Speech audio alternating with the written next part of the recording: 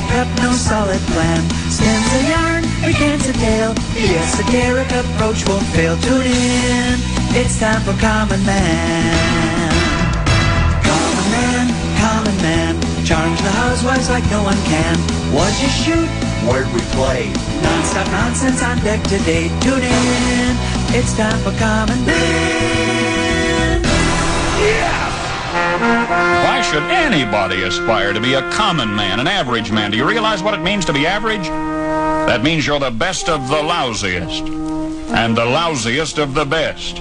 Now, if we demand more and more for producing less and less, while the have-not nations encourage and inspire and indeed require hard work and maximum effort, if we deify the common men while they encourage and reward the uncommon ones, well, the end result of such a lopsided race as that is too obvious to require elaboration. I mean, it's like, hello?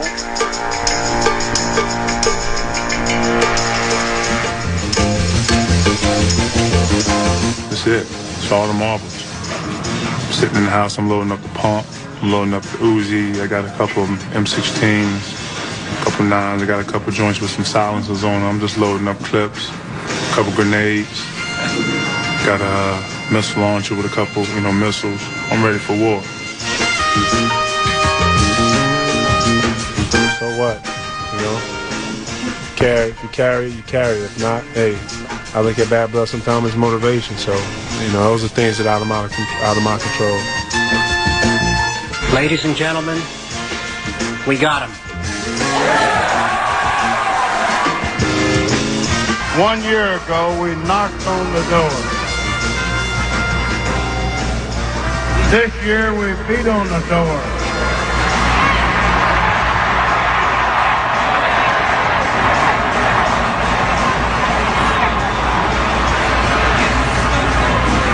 Next year, we're going to kick the son of a in.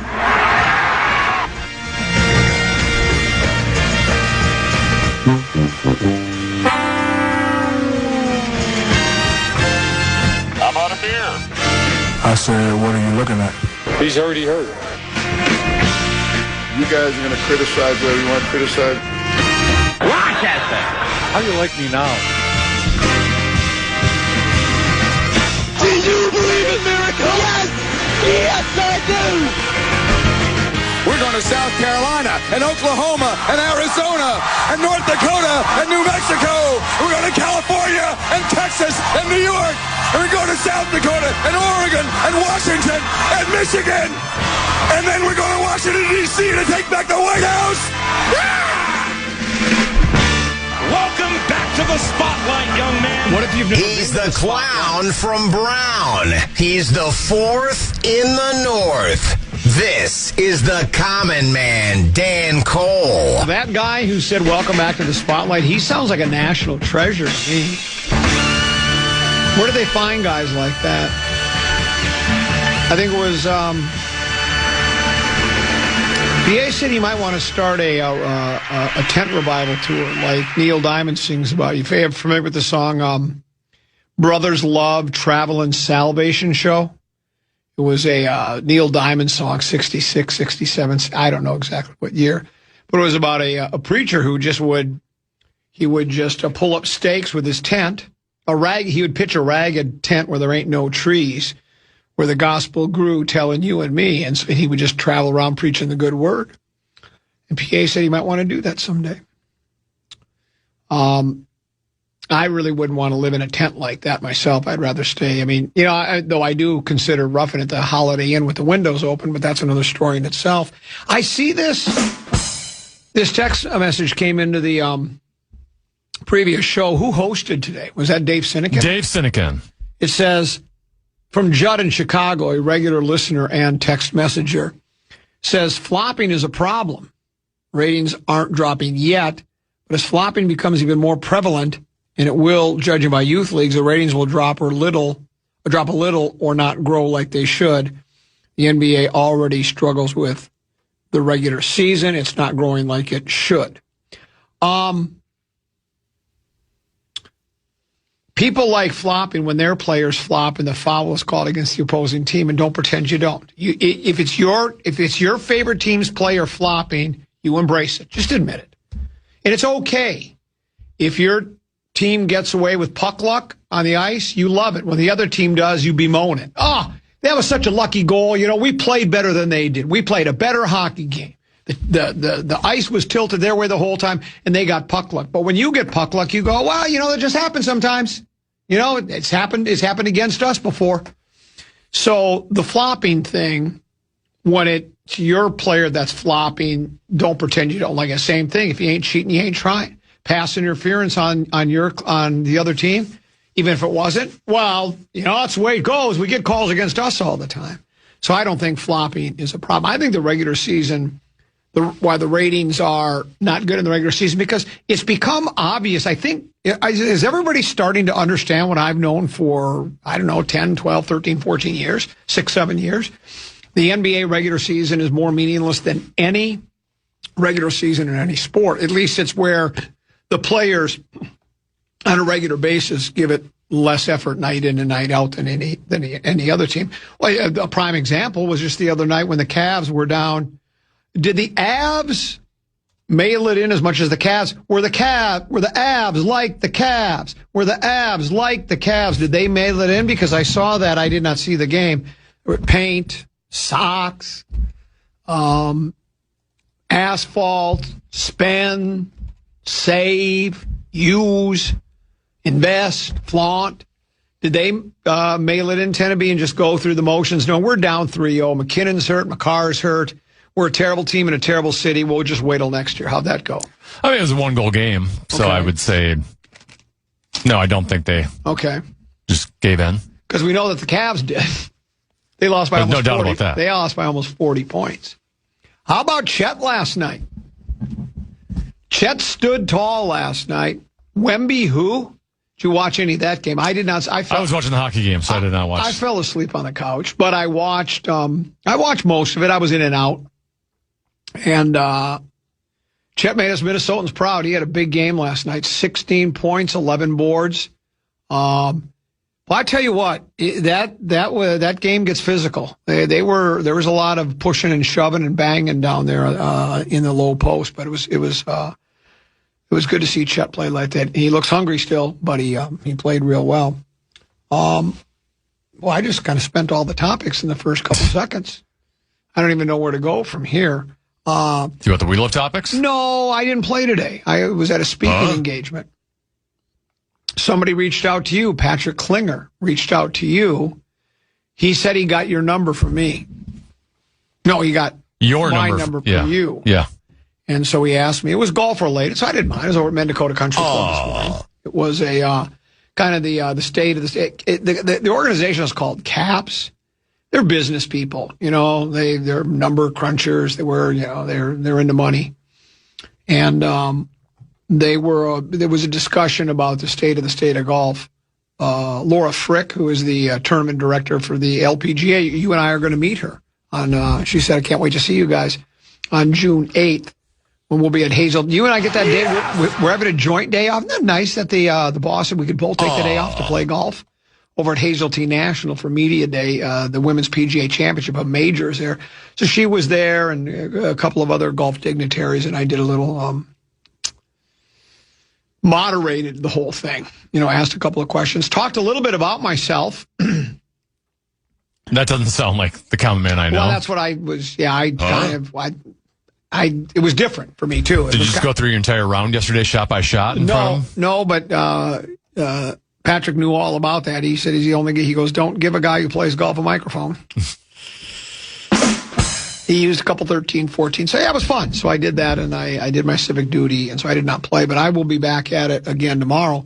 Baby brother Peter sent a picture. He's in San Francisco, his first day on the internship with a big investment bank. And first day, he was told you need to wear a suit and tie. He cleans up really nice, Teneby. He looks really good. Can I just say I'm really proud of him? I don't want to get too emotional here, but, you know, he graduated summa cum laude at Eastridge. Summa cum laude with distinction, 4.3 grade point average. Gets a partial scholarship, Fisher Business School at The Ohio State University. Now he's interning at a big-time bank in San Fran, all by himself, went out there. You know, my wife was terrified, worried, moms worry about their kids. I said, if you get jumped, just go for their juggler. That's what you do. Then Deuce, think about it. He was at he graduated from Nebraska. I know, what was he thinking going to Lincoln, but he graduated from Nebraska. He's got a job. He's got a daytime job. He's doing all right. He's making more money in his first job than I made my first 3 jobs combined. No! And he went to Europe, and he studied at Oxford for a while abroad, studied abroad. And then he had some spare time, so he went to Italy, and I don't know, did he go to, I think he went to some other European country. Me at their age, whole multicolored galaxy of uppers and downers and screamers and laughers, and I was in Kemmer, Wyoming. Where would you rather go, Tennessee? Oxford or Kemmer, Wyoming? San Francisco or Ottumwa, Iowa? Well, the tomatoes taste better in Italy. I know that. They do taste better in Italy. So, so he has his first day there, and he wants me to ship him his clubs just in case he gets an opportunity to play somewhere out there. He says that, he thinks that some of the guys in the bank, let me guess, they play golf, right? He says, so there might be that opportunity. You know what else he told me too?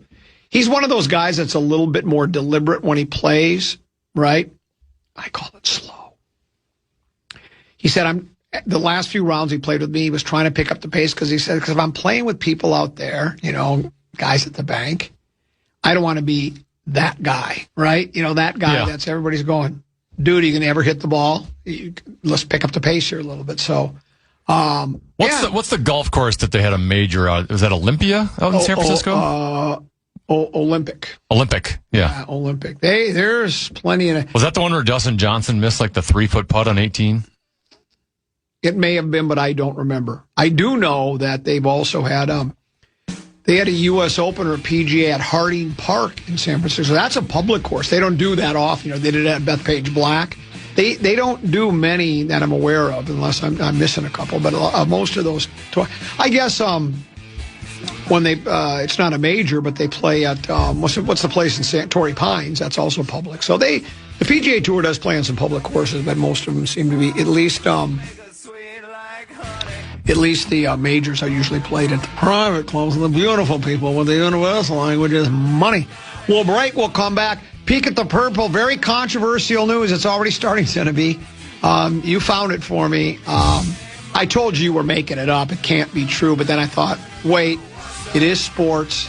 It is the Vikings. And it is quarterback controversy. So we'll do that next with Peek at the Purple right here on the Common Man program on the Fan.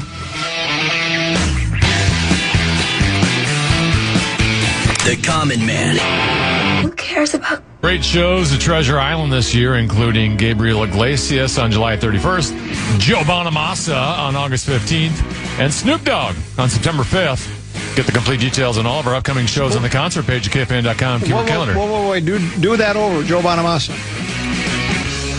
KFAN welcomes some great shows at Treasure Island this year, including Gabriel Iglesias. It was 9 o'clock on a Saturday. The regular crowd shuffles in. On July 31st, Joe Bonamassa. Crazy Latin dancing solo down in Herald Square.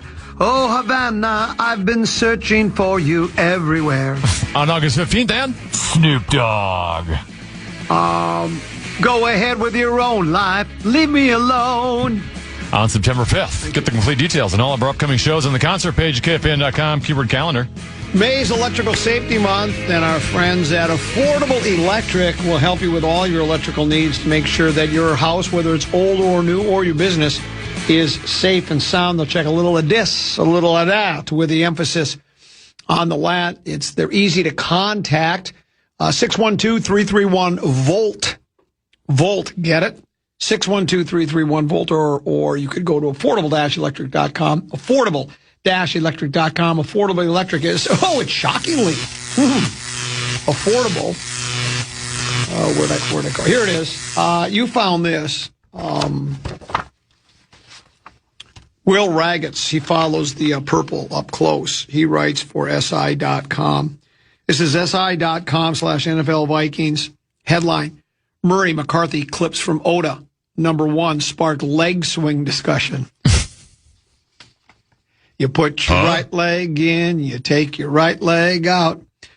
and then Will gets it. Buckle up, folks. It's going to be a long offseason of quarterback discourse and analysis. One of the many things that came up during the endless talk about McCarthy's mechanics last year was the violent swing of his right leg that occurred on many of his throws, particularly those where he needed to put pace on the ball.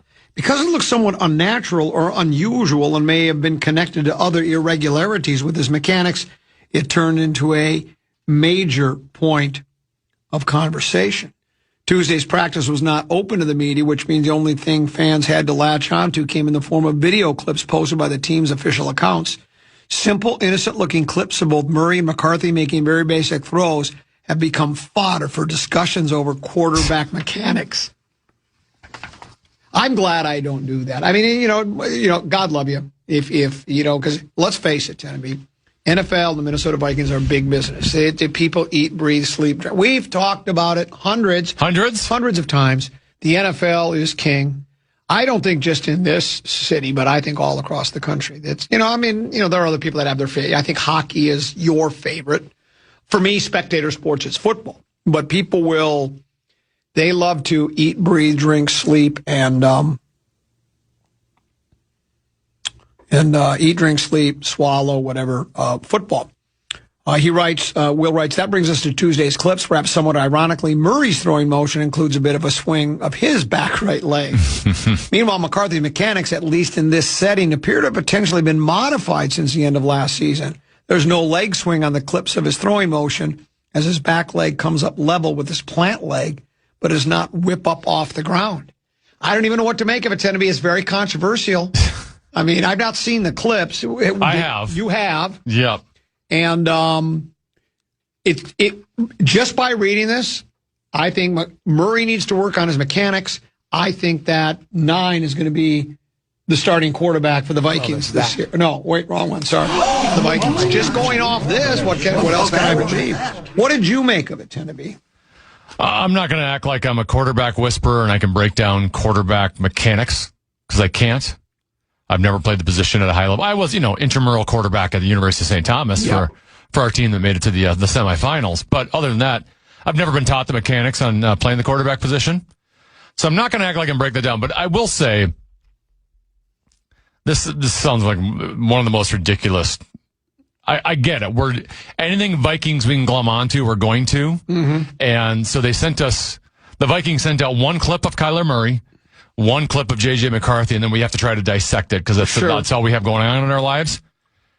But let me ask you a question. I'll ask you a golf question. All right. Do you play a sand wedge, a 58? What do you play? 56. And what are the range? How far can you hit your 56? I've never really tested how far. I usually try to keep it. I don't like to try to go more than 75 yards at most. So 70. Full swing is 75. Let's get to 77. What if you want to hit a 40-yard shot? What do you do? Well, then I just swing about half as hard. So when I'm watching the clips, now we're only seeing the quarterbacks. Okay. We're not seeing where they're throwing the ball to.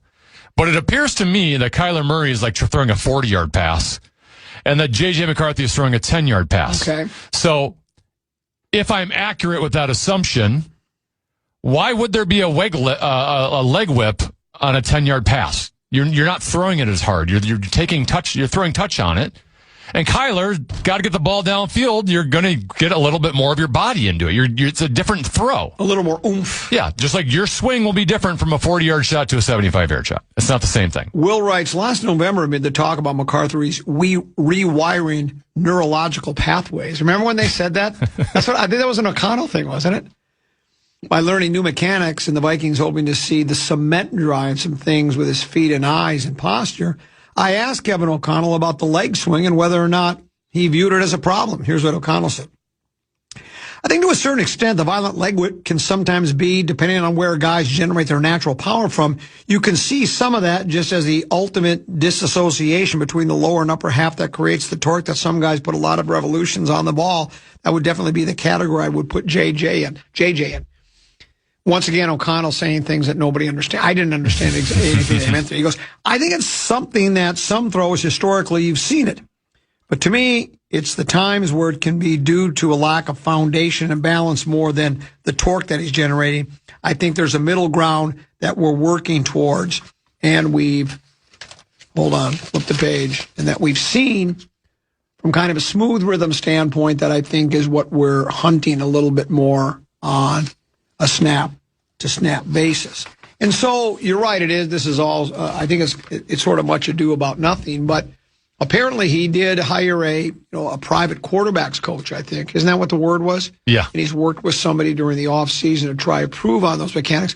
The phrase that I always remember O'Connell going with was, keeping the eyes and the feet aligned, which makes sense because I don't think you want to be looking, out to the left flat, to your left, right, and your feet are pointed right. That just seems like it would be a very awkward way to throw the football, right? Mahomes does it sometimes. Well, yeah, but that's Mahomes. He does the no-look. Yeah. Stafford's done the no-look before. It just seems like it's an awkward way to throw the football, so I can see why they worked on that. My only fear is there's another Twin Cities athlete that also hired a private tutor. His name was Royce Lewis. How'd that go? No! So I wonder who these private tutors are. And then when they do hire them, I wonder if, for instance, Royce told the team, they said, hey, look, I'm going to work with a private hitting coach. And they go, whoa, who might that be? And, do they have to sign off on that? Or can the player, I suppose the player can kind of do anything he wants, I guess, unless it's in your contract that says you will not use any private tutors, Pilates or yoga instructors or blah, blah, blah, blah. And by the way, you won't go skydiving either because we can't take a chance on you getting injured. So I just wonder sometimes when they get these private instructors, hey, private instructors are great. In all sports, there's really the master professional Craig Warren is a terrific private coach. He's really good at what he does. I don't know. I just know Royce Lewis hasn't had any success this year. Of course, didn't you say in St. Paul all he does is hit home runs now? But that isn't St. Paul. Yeah, and that's there's a big difference from that. Talent pitching is a little different, way different. So maybe it's a little bit easier to zero in. And maybe some of it, too, is, you get humbled a little bit, I would think, because, we talked about how Lewis had said, it was last year or the year before, he kind of dismissed the idea of slumps. He goes, I don't believe in slumps. Now he has 2 of the top 30 slumps in Twins history. No! Now that he's sent some minors, you got to believe there has to be a little bit of, maybe I don't have this figured out as well as I thought I did. I mean, he started brilliantly, as you know, and even 9 started out brilliantly. If you remember, the first 3 quarters against the Bears left you you didn't even want to watch. Oh, it was awful. And then that 4th quarter, he was brilliant. I mean, he led the team, was it 3 touchdown drives, or maybe it was 2 tutties and a figgy? Whatever it was, he led the team to victory, and he won the NFC Offensive Player of the Week. And at that point, I even said, it took him 3 quarters, but he figured out how to play in the National Football League, and then we saw what happened after that. So, given the lack of leadership around here, have you ever thought about getting a private radio coach, instructor? Speaking of that, throughout the next week or so, we're going to do a segment, maybe a day.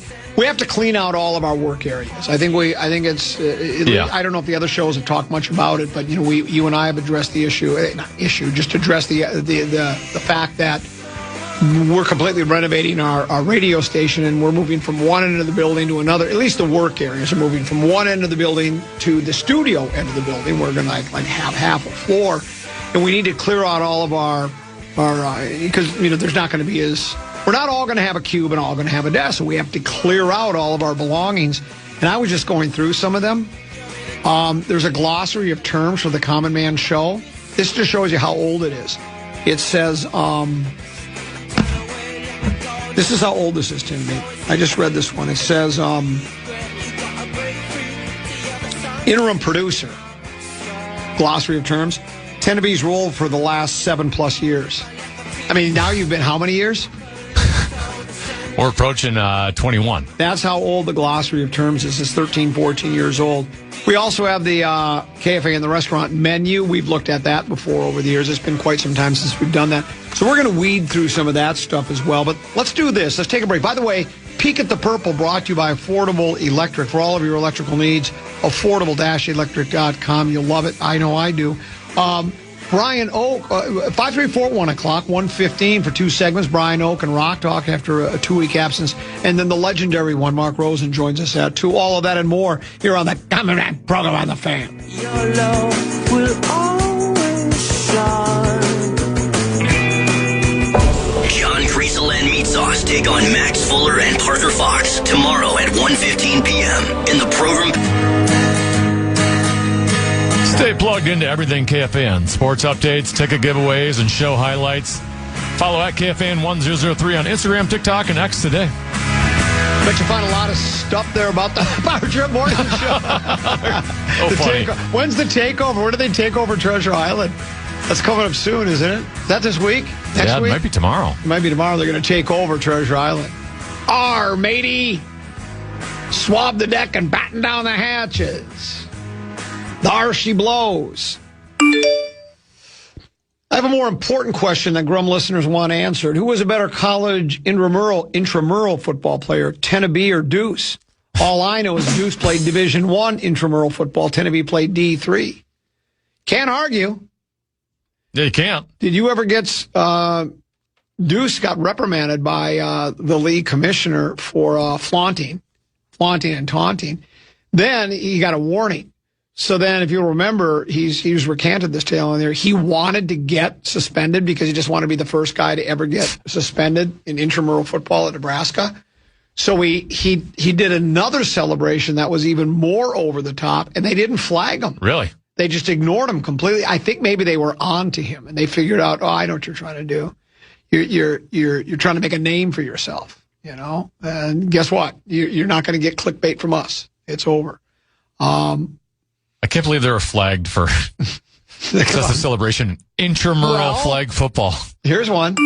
When discussing his hockey prowess, 10-1 said his skating was in the ballpark of NHL players.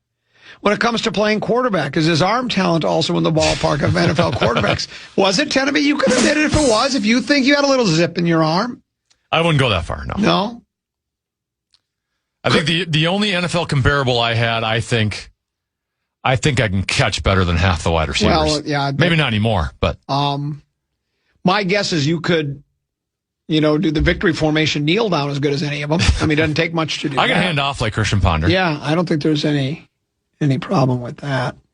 Another text message that came in to the Bradshaw and Bryant KFAN text line says, "Hey boy, did Blandon just say the two of you have been working together on the Grum for almost 21 years?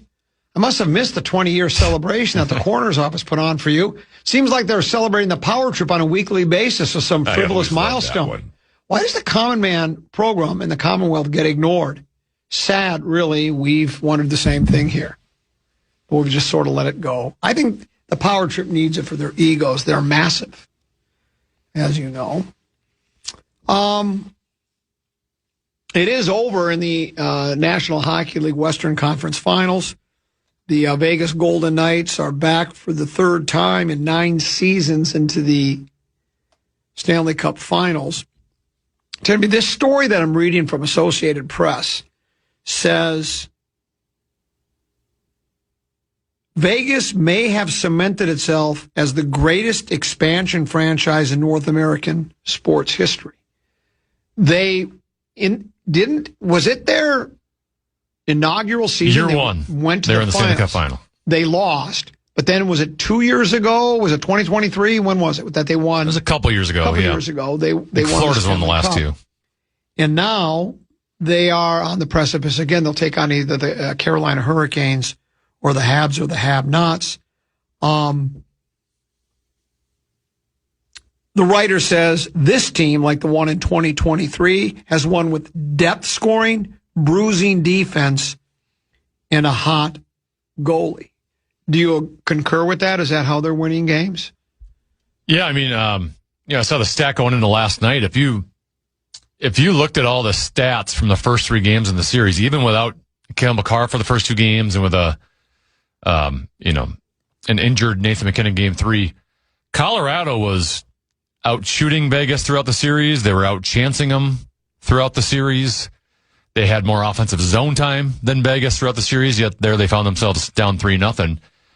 And I think Goaltending has a lot to do with it. And that really was Vegas's weak spot throughout the regular season. I think going into the year, I think everyone thought, hey, Vegas is a Stanley Cup contender. Like, this isn't some surprise story. That's what I wanted to ask you, because when we got into the playoffs, I think a lot of the observers, the people that follow the NHL more closely than I do, basically said your Stanley Cup finalist out of the West is going to either be the Avs, the Wild, or the Stars, and lo and behold, it's the Golden Knights. And I'm wondering, so that you don't really think? I mean, it's surprising but not stunning, would you say? Well, so like I said, beginning of the year, Las Vegas getting to the Stanley Cup, no one would have batted an eye at it. Okay. But they had a disappointing, even though they won their division, they had a disappointing regular season. They lost more games than they won this year. Out of 82 games, they won 39. Now, obviously, the NHL's weird point scoring system and the fact that the Pacific Division was really down this year still gave them the number one seed in their division. But they fired their coach with 8 games to go in the regular season. And then John Tortorella took over, and they went 7-0-1 down the stretch. And then, Where have I heard that name before? Well, he's been coaching forever. Wasn't he here for a while? No. Or is that the wrong? No. Who was he? You're thinking of John Torchetti. Torchetti is who we had. Yeah, Tortorella has been all over the place. Like, he's known for being like a really hard coach on his players. All right. Which is why he kind of wears out his welcome. Sure. But through little spurts, like we're seeing right now, he can get a lot out of his players. And they went 7-0-1 down the stretch. Is that why Chan Burrow went through so many producers over the years? Cheap shot. Very, very similar. Across the bow. But, a lot of the reason they struggled during the regular season, like their actual analytics and their talent was good. They just weren't getting goaltending this year.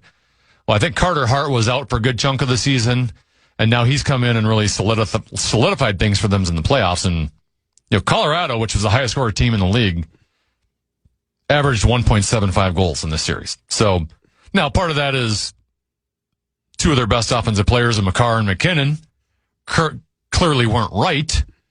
But you got to give Vegas a lot of credit because they were just absolutely smothering defensively. And whenever they did get beat, last night, Brock Nelson had a couple chances. He had a breakaway, and Carter Hart was up to task. Mark Stone, who's captain of the Golden Knights, says, quote, I think we've always built our teams with good depth at the forward position, defensive position, and goaltending position. I guess the similarities are that's just the way we build our teams. Says on the 2023 team, 18 players scored goals in the playoffs, and 12 had at least 10 points over 22 games. So far through 16 games this postseason, 15 players have scored goals, and 6 have produced 10 or more points. The depth showed itself in the clincher against the Lanch when both goals came from the third and fourth lines, with Cole Smith scoring the decisive goal with 5:45 left. Tortorella said, the third and fourth lines, the 5 and 6D, that's how you continue to move in the playoffs. Those are very important pieces as you go through these series. I'm happy for Smitty. I was going to kill him. He's taken so many penalties, but I'm happy for Dylan and Caden. I mean, how well did they play playing against that team with that amount of speed that they bring? They weren't intimidated by a thing. We talk about depth all the time, right? Mm-hmm. Your third and fourth lines. How many do you go deep on defense? What do you have? You're skating 6 guys, or is it 8 guys on defense generally? 6. 6 guys. So it sounds like, they have the depth that allows them to. It sounds like they don't lose that much between first and third lines, right? Is that how I read this? I mean, I know that the first line is obviously better, but that their depth is pretty good. I mean, Mark Stone's a really good example of it. I know he's getting a little bit on in his career, but, I mean, throughout his entire career, he's been a top 20, top 10 type player in the National Hockey League, and here he is on the third line in Vegas, and he's playing with a guy named Tomas Hertl, who, has always been a top 6 player, when he was in San Jose. And you put those two on a third line together, right? There's not many third lines in the NHL as good as that. They've got a couple guys that were star players where they were, but they didn't have playoff success. So people, Fallness is one of them. That said, Jack Eichel. There was a belief when Jack Eichel was in Buffalo that he couldn't get the team over the top. Mitch Marner was a star player in Toronto. They never were winning in the playoffs. They just thought, hey, this is a guy who can't get the job done when it's needed most. And all of a sudden, you look at him, and both Eichel and Mitch Marner are key parts to Vegas' success. So, yeah, their forward depth is really good. They've got some defensemen that know how to play playoff-style hockey. And the question was going to be Korzak and Coghlan, is that how you say his name? Because it says here they formed the third pairing on the Golden Knights defense, shut down the Lanch offense at an average of league-high 3.63 goals per game during the regular season. And in the first 2 rounds, up that to 4.11. It was 1.75 against Vegas. Now, McKinnon wasn't at full strength, right? And Makar missed a couple of games. McKinnon definitely was not at full strength the last 2 games, and Makar didn't play the first 2 games. Right. But I don't know, I mean, Vegas was so effective that it might not have mattered. It's weird to say that because they're just elite players, but Colorado's a team that always looks explosive against every team they play, and they struggled to get any offense going in this series. And on top of that, Vegas stayed out of the penalty box. How about Hartsey? 12-4 with a .924 percentage and a 2.22 goals against average during the postseason. I don't know much about hockey. I don't know much about geology or astrology either, but those sounds like pretty good numbers to me for a goaltender, right? Yeah, and I mean that's the biggest difference between the Golden Knights in the playoffs and the Golden Knights during the regular season. Like, if you watch the Wild play Vegas this year, the Wild dominated them. I was watching those games going, well, these aren't the same Vegas Golden Knights that we've seen over the last 5, 6, 7, 8 years. And all of a sudden, they get Carter Hart back, and they make a coaching change, and clearly they look like the same Golden Knights. Just one little thing can tweak a team like that. And I would pick them to whoever they face to win in the Stanley Cup final.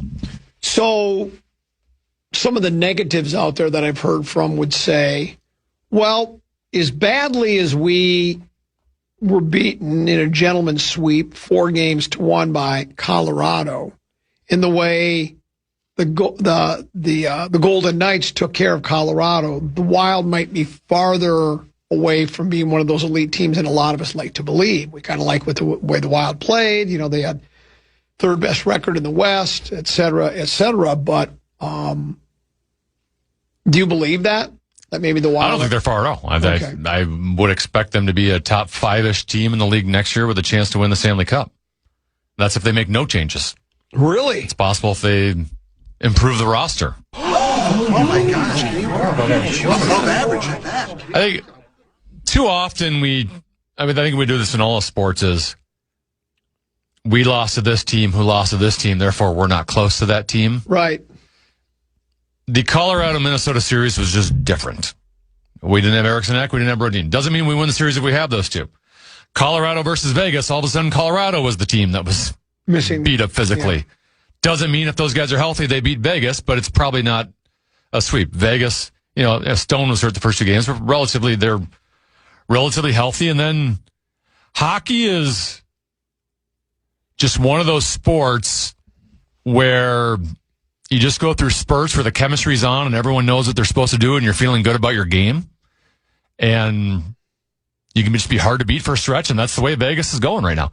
And just because Vegas beat Colorado doesn't mean that they're going to get in a Stanley Cup final and just walk through Carolina. That series will be different. There'll be different injuries, and there'll be different momentum changes and weird bounces and an offsides call that goes against you that overturn, right? I mean, just there's not a lot of margin and difference between a lot of these NHL teams. If the Habs are able to, they're down 2-1, correct? In that, yes. The Hurricanes. If they were to come back to win that, it would be the Habs against the Golden Knights. Mm-hmm. Rosen's going to root for the Montreal. He's already stated that. Of course. How about you? Are you a Golden Knights guy in that matchup? Will you guys be butting heads? I'll be honest, I don't really have a lot of rooting interest available. A part of me kind of likes how bitter the country of Canada is that their team hasn't won one. Like like the Montreal Canadiens, even though there's 6 Canadian teams, the fan bases for all those teams will cheer for Montreal because they just want a team from Canada to win. So part of me kind of likes, as a USA hockey guy, likes just having them bitter that their teams never win. Would you have that same feeling if Canada became the 51st state of the union? Would you still feel that way, or would you? We'd have a heck of a hockey team if they became our 51st Boy, team. think about that. We would not lose an Olympics. Yeah, that's for sure. Is that still a thing? I feel like we haven't talked about that in a while. Nothing that went away. That kind of went away. Here's a text message. Who was the quarterback we got from Tampa Bay for one game? Josh Freeman. Similar to hitting a home run in softball without even trying, can Tena throw a football into the stands like Josh Freeman without even trying? Because that's the way it looked like with Josh Freeman. I always love that one. You got a strong arm. You could chuck the pigs. I don't know if I quite had that strong of an arm. Yeah. This one says, Common, you can't be reading that hockey result correctly. It's the Avalanche that's moving on. For weeks, we've been told by the hockey experts that the Stanley Cup winner was coming from the Avs, Stars, or Wild. Yeah, we just addressed that. We did, and I think realistically that's the way it looked. But like, one, if we were all able to like accurately predict sporting events, none of us would be working our jobs. We'd all be sports betting, gambling for a living. Correct. Okay. Sports are not played on paper. And the other part of this is when you're making those predictions, that is assuming full health of all the teams. That changes when you get in the playoffs. Teams get beat up physically. And so it's not the exact same. At the time you're making those predictions, things change from then later on. Meanwhile, moving from the ice to the hardwood, SGA scored 32. Alex Caruso led another strong bench effort with 22. OKC moved one win away from a return trip to the NBA Finals. They beat San Antonio 124-114. Jared McCain getting the call with Jalen Williams and A.J. Mitchell both sidelines, scored 20, his first playoff start for the defending NBA champion Thunder. They lead the Western Conference Finals 3-2. Chet looks hungry. Holmgren had 16 points and 11 rebounds for the Thunder, while Isaiah Hartenstein had 12 points at a 12-point, 15-rebound night. Steph Castle scored 24 for San Antonio. They also got 22 from Champagne. No, how do we say his name again? Champagne? Champagne. Victor Wembanyama was held to 20 points. He was 4 of 15 shooting. So maybe he isn't perfect. He's awfully good, but Holmgren. Is that Hartenstein kind of figured him out a little bit? Hartenstein and some help from Holmgren as well. They both played really, really well. I was texting with this morning with Brian, who runs AAU Sizzle team. And, Holmgren played for Sizzle, and he was pretty excited about the way he played. That was tough guy basketball last night by Holmgren. It was a great performance. And, I find myself, I don't know Holmgren, but, I like the kid. Watched him play a lot here back when he was in Minnesota. So, from that standpoint, I guess I like pulling for the Thunder. But I do like the Wembanyama character too, and it's fun to watch him. What will be interesting is, regardless of which team moves on, and I think I saw the stat last night that is it 82% of the time the team that goes up 3-2 in the best of 7 ends up winning this series. So by those mathematics, you would think that it would be the Thunder, but because Wembanyama is the wild card and that Spurs club is good, that could change. But I don't know how much I'll watch. I'll watch early Bodega Cat in New York against whoever it is, Oklahoma City and the Spurs, and hopefully it'll be an entertaining and interesting enough series to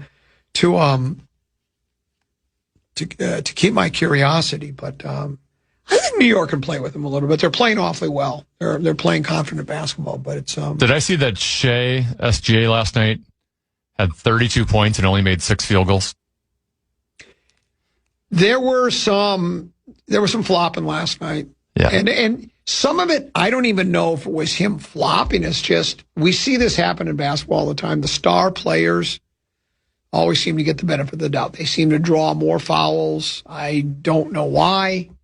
Well, I do know why, because they're star players, but that's what happens. I'll give Shea some credit, though, because the subject of him flopping has become very popular on social media.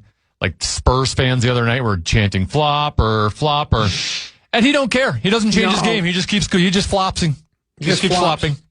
He's a hell of a player, tended to me last I checked. Let's take a break, come back. We've got some 5-3-4. Oak will join us at 1:15. Rosen at 2. Tenor with a tease, please. There is a win in Twins.